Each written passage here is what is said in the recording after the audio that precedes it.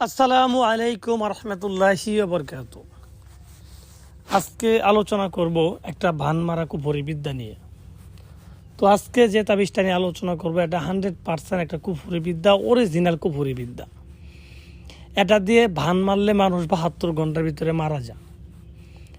এটা যেই ব্যক্তি হোক, যাকেই মারক, সে যত বড় আউলিয়া হোক, যত বড় দেউলিয়া হোক, আর যত বড় আল্লাহর অলি হোক, তাতে কোনো সমস্যা নেই। বানি কুফরি বান মারবেন, ঠিক আছে, মানুষ 72 ঘন্টার ভিতরে ডাইরেক্ট মারা যাবে। এটা পরীক্ষিত, হাজারবার পরীক্ষিত। তো যারা কোনো ব্যক্তিরে ভান মারার জন্য বিভিন্ন তদবির ট্রাই করছেন কিন্তু কোনো কাজ হয় নাই, তাদেরকে বলবো আপনারা আমার এই কুফরি তাবিজটা প্রয়োগ করে দেখতে পারেন। আশা করি 72 ঘন্টার ভিতরে রেজাল্ট পেয়ে যাবেন। এটা আমার মুখের কথা না বা আমার কোনো গল্প কথা না, এটা আমার দ্বারা পরীক্ষিত, আমি ছাড়া আরও অনেক কবিরাজ দ্বারা পরীক্ষিত।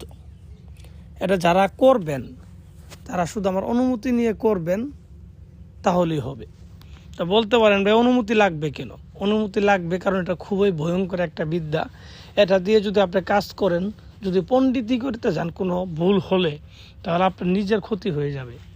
আপনি অন্ধ হয়ে যাবেন, বুবা হয়ে যাবেন বা মারা যেতে পারেন।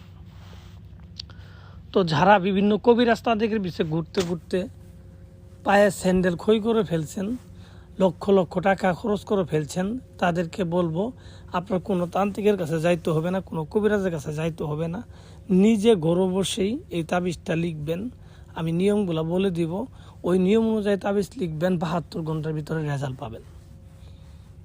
আবারও বলতেছি, এটা পরীক্ষিত, এটা কোনো খেলনা জিনিস না। যারা ফাইজলামি মস্করা করে করার চেষ্টা করবেন, কসম ধ্বংস হয়ে যাবেন। বিশ্বাস না হলে করে দেখেন, ফাইজলামি করবেন, এগুলোর সাথে ধ্বংস হয়ে যাবেন, কারণ এগুলো কুফরি বিদ্যা।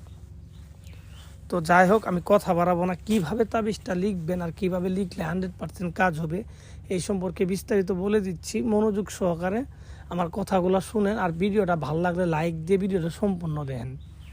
যাদের প্রয়োজন তারাই দেখেন, আর যাদের প্রয়োজনে তাদের দেখা দরকার নেই।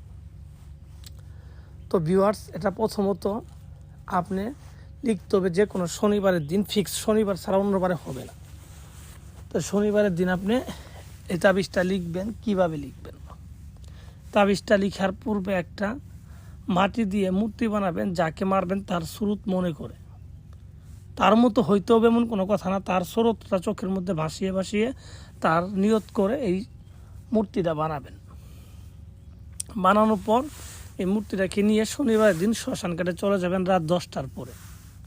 গিয়ে সখানে যেখানে চিতা পোড়াই সেইখানে গিয়ে বসবেন কালো কাপড় বিছায়া। কালো কাপড় বিছানোর পর বসবেন। বসার পরে আপনি এই তাবিজটা লিখবেন একটা সাদা কাপড়ের উপরে। সাদা কাপড়ের উপরে কী লিখবেন? আবির দিয়ে, লাল রঙের আবির, ঠিক আছে, এর ভিতরে কুমকুম আর মেশক জাফরান মিশ্রিত করে কালি বানাবেন। এই কালি দিয়ে সাদা কাপড়ের উপরে আপনি এটা লিখবেন। লিখার পরে কাপড়টা একটু বড় করে নেবেন।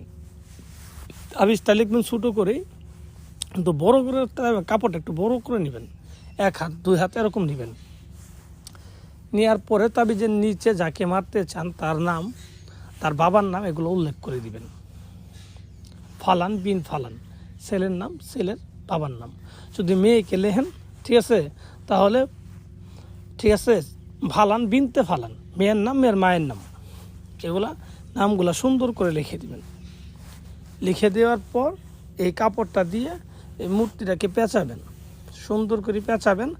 যেইভাবে একটা মরা লাশের কাপড় পরা আপনি ওইভাবে কাপড়টা পরাবেন, ঠিক আছে। পরানোর পর আপনি এই মূর্তিটাকে নিয়ে যে জায়গায় চিতা পোড়া সেই জায়গায় 1 হাত পরিমাণ গর্ত করে পুঁতে দিবেন।